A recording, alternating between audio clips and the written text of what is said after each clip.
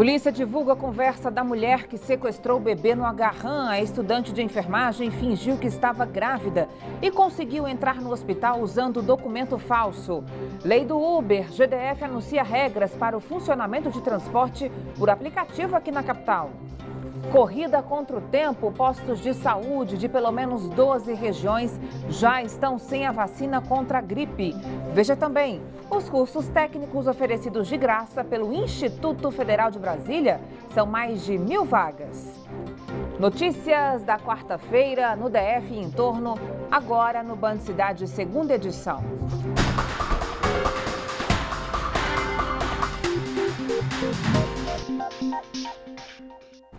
Olá, boa noite para você, seja muito bem-vindo. Sancionada há 10 meses, a lei do Uber finalmente foi regulamentada no DF. A medida libera o uso de aplicativos para o transporte de passageiros na capital e prevê a cobrança de impostos e de uma taxa pública. Saiba mais na reportagem de Érica Blaney. O decreto assinado nesta quarta-feira regulamenta a lei que libera o uso de aplicativos para o transporte individual de passageiros na capital. Os motoristas têm até 120 dias para se cadastrarem junto à Secretaria de Mobilidade.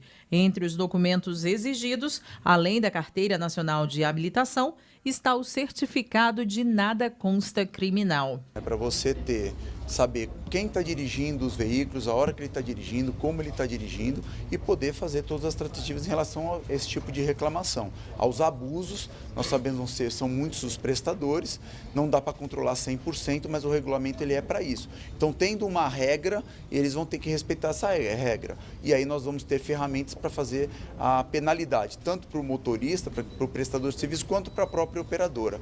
Outra exigência é que as empresas de transporte individual de passageiros passem informações atualizadas sobre o número de viagens de motoristas e a quilometragem rodada de cada carro. É a partir desses dados que o governo do DF vai recolher impostos. As empresas terão 60 dias para começar a fornecer essas informações. Não é que vai ficar mais caro para o usuário, vai ter uma taxa, um preço público para aquele uso. Então, em São Paulo, por exemplo, a Uber, quando encaminha um e-mail para a pessoa que utilizou, ela vai preço da viagem e um valor que é um valor bem menor, que é o valor do preço público. É assim que é feito. A lei do Uber, como ficou conhecida, foi sancionada há 10 meses, em meio a várias confusões entre taxistas e motoristas do aplicativo. Um alerta para os usuários num regulamento desse. Estamos preocupados com vocês. Estejam preocupados com vocês mesmos. Peguem carros só em aplicativos que estão autorizados pelo Distrito Federal, verifique a placa do veículo, verifique o condutor, verifique todas as condições para que você possa utilizar o serviço. Não corram risco desnecessários em função de questões econômicas, de facilidade. Olha, finalmente virou lei e os serviços de transporte por aplicativo, tipo Uber, estão finalmente regulamentados no Distrito Federal. Uber é tão legal agora quanto táxi. É a primeira lei do gênero no país e tira da clandestinidade uma alternativa de transporte que caiu no gosto dos brasilienses. No começo da polêmica lá atrás, uma pesquisa realizada pelo GDF constatou que praticamente 100% da população aprovava esse serviço e pedia a sua regulamentação. A lei não é um triunfo do Uber ou de qualquer outro aplicativo, mas do cidadão, que tem todo o direito de escolher como deve ser transportado. Tinha gente querendo obrigar o cidadão a usar apenas um tipo de transporte público individual, táxi, o que seria um absurdo. Agora temos o direito de usar o que quisermos. Lombo de burro, ônibus, metrô, táxi, Uber. A escolha será sempre de cada um de nós. Novidades sobre o caso do bebê que foi raptado ontem no Agarrã. A polícia, falou para a mãe, disse, aliás, que a polícia disse que a estudante de enfermagem, Gessiana de Oliveira, planejou todo o crime. A sequestradora fingiu que estava grávida e ainda usou documento falso para entrar no Agarrã e raptar a criança. O bebê foi resgatado hoje com a acusada no Guará 2. Veja. A Polícia Civil divulgou fotos de mensagens que Gessiana de Oliveira Alencar enviou ao marido pelo celular, parabenizando ele pelo nascimento do suposto filho do casal. A mulher mandou até fotos da criança, mas tudo não passava de uma farsa. O bebê foi sequestrado dentro do Hospital Regional da Asa Norte. A ex-estudante de enfermagem conseguiu entrar na unidade apresentando uma identidade falsa. E foi por meio de um cruzamento de dados que a polícia conseguiu chegar até ela. No momento da prisão, Gesiana estava em casa com o recém-nascido na QE 38 do Guará. Ela acessou o hospital pela portaria central, certo? Nós identificamos uma inconsistência no cadastro dessa suspeita e foi o que nos levou aí à identificação da autora. A informação que nós temos é que há 6 meses não há esse contato mais íntimo entre a autora e o marido dela, né? Em algumas oportunidades ela evitava que ele tocasse na barriga dela, enfim, criava desculpas para que isso não acontecesse. O sequestro aconteceu enquanto a mãe deixou o menino dormindo em um berço do hospital para participar de uma ação voltada para mulheres dentro do próprio Agarram. Assim que uma enfermeira percebeu o sumiço do recém-nascido, por volta de meio-dia de segunda-feira, chamou a polícia. A Delegacia de Repressão a Sequestros ouviu 2 pacientes e uma funcionária do Agarram, que chegaram a ver a mulher rondando o local desde a semana passada. A própria família de Gesiana ajudou a polícia. A tia da sequestradora disse que ela fez até um chá de fraldas e enganou toda a família com a gravidez falsa. Para nós ela estava grávida. Nós fizemos com 9 meses, ela fez o pré-natal, no pré-natal no posto de saúde. E ela morava lá na minha mãe. Ontem o marido dela desceu com os cachorros e ela foi para o posto de saúde. Quando estava no posto de saúde, quando foi 2 horas, ela passou a foto desse bebê sequestrado. Aí eu peguei e compartilhei no grupo. O bebê, que ainda não foi registrado, já está com a mãe. O diretor do Hospital Regional da Asa Norte ficou aliviado com o desfecho do caso. Ele descreve como foi o reencontro entre mãe e filho. Foi muito emocionante, porque existia uma expectativa desde ontem, mas não tinha uma certeza de que hora que isso ia acontecer. E nós fomos surpreendidos agora de manhã, apesar de estarmos todos em contato com a polícia o tempo todo, mas não tínhamos uma hora que eles iam chegar. Então, quando conduzimos lá, foi com grande emoção que ela recebeu e acolheu. O bebê estava com 12 dias de vida quando foi sequestrado. Assim que retornou ao hospital, ele passou por uma avaliação médica. Longe da mãe, chegou a perder 470 gramas. Isso está sendo cuidado primeiro pela amamentação, que assim que ela chegou, ela começou a amamentação, né, no peito da mãe, e os exames estão sendo concluídos. E além disso, um acompanhamento rigoroso da psicóloga do andar, que tem inclusive especialização em psicopatologia do bebê. O sequestro reflete a insegurança de quem está internado aqui no Hospital Regional da Asa Norte. Mesmo com 17 vigilantes, os pacientes contam que qualquer pessoa consegue entrar ou sair da unidade sem qualquer dificuldade. E tem mais um agravante. As 28 câmeras de segurança do local estão sem funcionar há pelo menos 5 anos. O Tribunal de Contas do DF informou que a Secretaria de Saúde comprou 900 câmeras para toda a rede aqui do Distrito Federal. Mas até o momento, só 95 delas foram instaladas. E o pior, nenhuma ainda está funcionando. Vergonha também, né? Como é que pode na rede hospitalar você não ter uma câmera de segurança filmando o hospital inteiro? Principalmente a maternidade, né? Os pacientes continuam assustados com o caso. Clésia, grávida de 7 meses, não consegue imaginar o sufoco que a mãe do bebê sequestrado passou. Eu me sentiria muito mal, ficaria doidinha. Acho que eu entraria em depressão, sei lá. Eu corri atrás, até encontrar meu filho, se fosse comigo, né? O caso aconteceu 31 anos depois de outro drama que comoveu o país. Em 1986, Pedrinho foi sequestrado ainda bebê da maternidade de um hospital da Asa Sul. O crime só foi desvendado em 2002. O garoto morava em Goiânia com a própria sequestradora. Vilma Martins criou Pedrinho como se fosse um filho legítimo dela. A mulher foi presa na época e hoje está em liberdade condicional. Em 2003, o jovem se mudou para Brasília e passou a finalmente viver com os pais biológicos. Uma menina de 2 anos morreu afogada em uma casa em Vicente Pires nesta terça-feira. A criança teve 3 paradas cardiorrespiratórias. Um homem também morreu afogado em uma represa no Gama. Só esse ano foram registrados 14 afogamentos em todo o DF. O homem de 31 anos nadava em uma represa próximo ao residencial Eldorado, no Gama, quando começou a se afogar. Os 3 amigos que estavam com ele não conseguiram salvá-lo. Mergulhadores procuraram o rapaz por 1h30 e encontraram o corpo a 3 metros de profundidade. Esse foi o 3º caso de morte por afogamento em menos de 2 semanas. No dia 29 de abril, uma mulher de 26 anos se afogou no Lago Paranoá. Ela passou a noite bebendo com amigos quando resolveu entrar no lago. No último domingo, um rapaz de 20 anos se afogou no rio São Bartolomeu ao tentar salvar uma amiga. O corpo foi encontrado no dia seguinte, a 3 metros de profundidade. Dados do Corpo de Bombeiros revelam que este ano 27 pessoas se afogaram aqui no DF, sendo 18 no Lago Paranoá. Ao todo, 14 pessoas morreram por afogamento este ano na capital do país. Combate ao tráfico de drogas, 2 homens foram presos nesta terça-feira em Santa Maria. Um deles já cumpriu pena por latrocínio e é suspeito de roubar bancos. E nesta quarta, a polícia prendeu 3 traficantes em Sobradinho. Veja só. Depois de 3 semanas de investigações em parceria com a Polícia Federal, a PM encontrou o trio em Sobradinho 2 nesta quarta-feira. A quadrilha atuava também no estado de Goiás. A PF vinha monitorando o forte esquema de drogas na região. Com eles foram apreendidos 3 armas de fogo, além de cocaína, crack, 8 quilos de maconha, R$93 mil em dinheiro e um carro.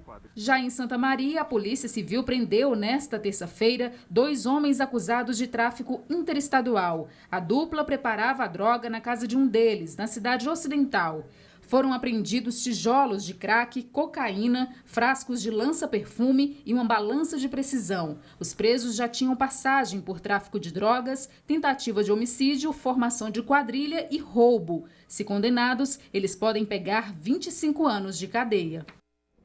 Boa notícia para quem está à procura de emprego. O Instituto Federal de Brasília, o IFB, abriu as inscrições para mais de 1.000 vagas em cursos técnicos à distância. As aulas são de graça. O repórter Rodrigo Miranda tem mais informações ao vivo.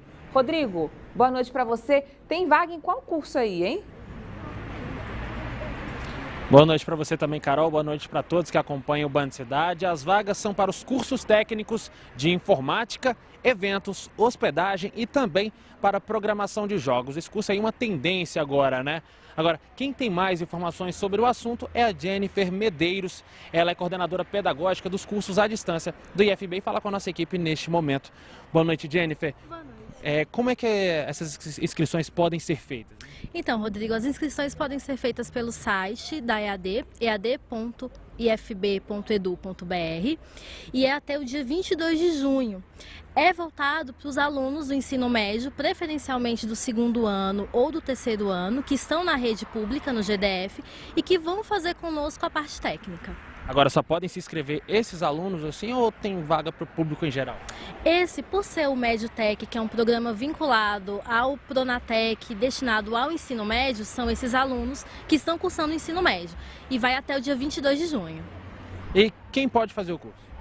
Os jovens, adolescentes que estão no 2º ou 3º ano, que já estão no GDF e que vão escolher entre um desses 4 cursos. Nós temos 1.430 vagas, distribuídas nos 9 polos. Campus Brasília 1, a gente tem o Campus Taguatinga, Campus Ceilândia, Samambaia, e ele vai escolher hospedagem, jogos, eventos ou informática, de acordo com aquilo que ele tem afinidade, aquilo que ele quer. Ele faz uma pré-inscrição no site e vai ser analisada a documentação dele com base na vulnerabilidade e se ele também é beneficiário do Bolsa Família. A gente vai dar preferência para esse público. Agora, qual desses cursos é o mais procurado pelo público? A gente imagina que o de jogos digitais, por ser uma tendência, como você falou, e são jovens voltados para esse mundo da internet, da web, né? E informática também, mas eu imagino que hospedagem vai ser uma grande surpresa pra gente e eventos também que essa garotada gosta e vai ser bastante aceito. Muito obrigado pelas informações, Jennifer. É isso aí, viu, Carol? Voltamos com você. Obrigada, Rodrigo. Hoje, os ministros do Tribunal Superior Eleitoral se reuniram logo cedo para a 2ª sessão do julgamento da chapa Dilma Temer. A reunião durou cerca de 4 horas, mas nenhum voto foi apresentado ainda.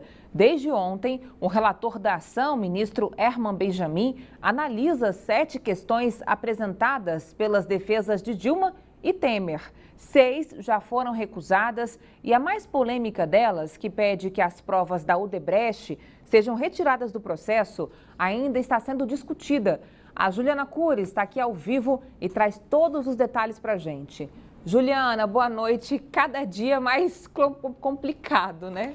É isso mesmo, Carol. Boa noite para você, boa noite a todos. Olha, essa questão aí das defesas de que as provas da Odebrecht, como os depoimentos, devem ser retiradas do processo, foi inclusive motivo para algumas trocas de farpas nessa sessão de hoje, principalmente entre o relator, ministro Herman Benjamin, e o presidente do TSE, ministro Gilmar Mendes. Claro que não houve bate-boca, né, Carol? Eles ficam ali no âmbito das ironias. Bem, tanto a defesa de Dilma Rousseff quanto a defesa do presidente Michel Temer pediram para que não fossem considerados os depoimentos de Marcelo Odebrecht e do casal de marqueteiros Mônica Moura e João Santana, eles que foram delatores aí da Odebrecht.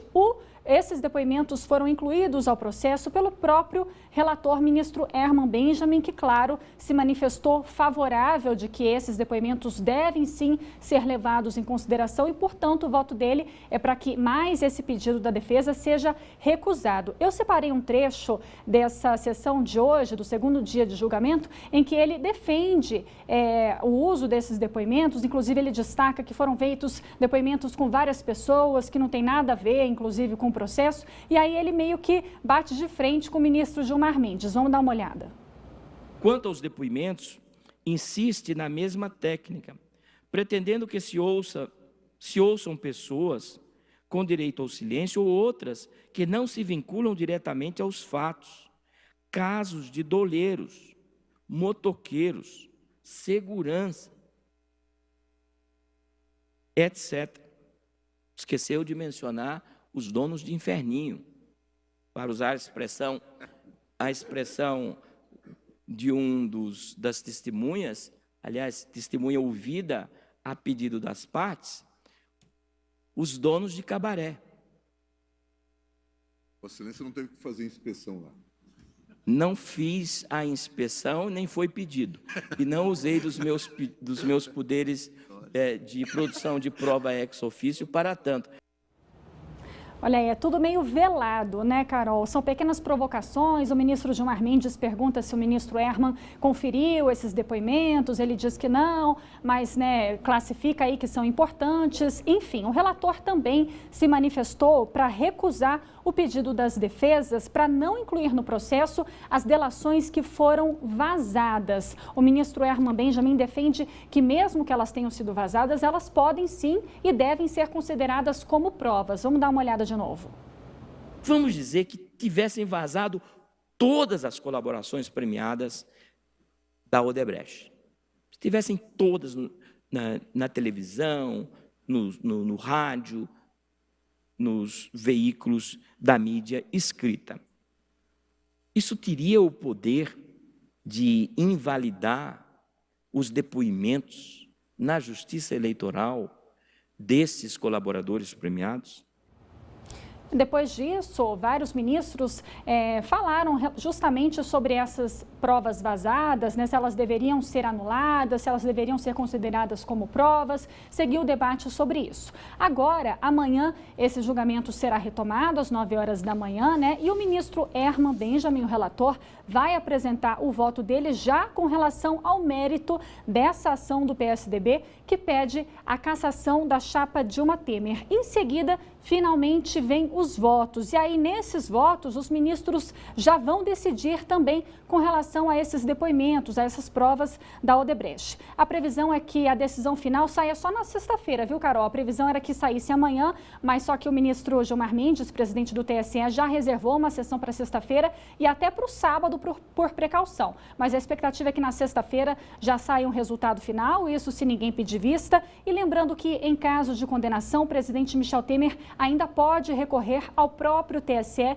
e também ao Supremo Tribunal Federal, o que daria a ele mais um certo tempo no exercício do mandato. A gente segue acompanhando tudo e logo mais no Jornal da Band vocês vão ver reportagens com mais detalhes e repercussão desse segundo dia de julgamento. Carol. Tá bom, Ju. Obrigada. Boa noite para você. Cultura, uma exposição do goiano Marcelo Solá já está aqui em Brasília. Misturando cores e literatura, o artista apresenta imagens espetaculares em seu trabalho mais recente. Confira. O O pintor goiano Marcelo Solá usa e abusa das cores para poder preencher cada painel. Por aqui, as letras se misturam às tintas. Apaixonado por leitura, o artista plástico decidiu acrescentar a técnica nos trabalhos. Escrever é como desenhar. Então, nesses trabalhos, no meu trabalho como um todo, a escrita ajuda a definir os espaços, nomear os lugares do desenho, né?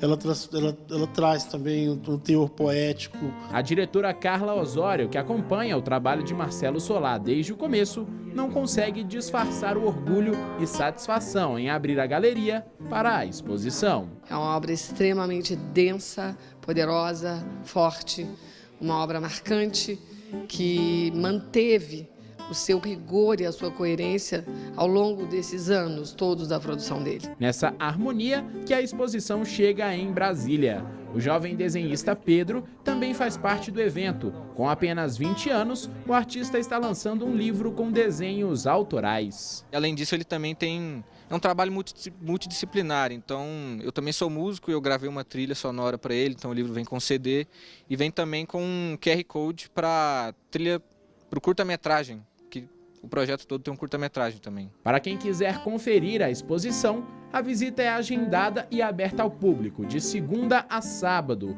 A exposição fica no setor de mansões Dom Bosco, no Lago Sul. No espaço, rodeado pela arte, urbanismo e arquitetura, também fazem parte de todos os quadros. A inspiração do artista é simples: a vida. A inspiração para mim, né, como artista plástico, é estar vivo, né? Tudo que eu vejo é inspirador, né?